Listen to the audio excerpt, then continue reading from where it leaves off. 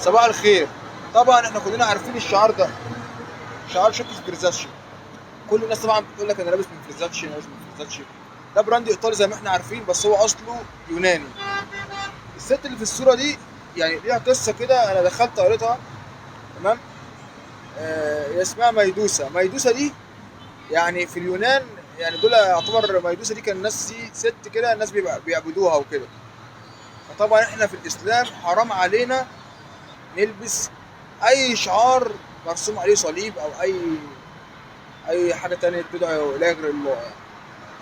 فاحنا المفروض الفتره الجايه فعلا، طالما انت عرفت ان ده فعلا يعني ست يعتبر اله الكفار يعني. واللي قال لي الكلام دوت واحد ركب معايا من الناس اللي بتدرس في الازهر، قال لي دي ست اسمها ميدوسا ودوت اله الكفره. فطبعا طالما انت عرفت يعني، خلاص يعني انا ذات نفسي مش هلبس الجاكيت ده تاني خالص.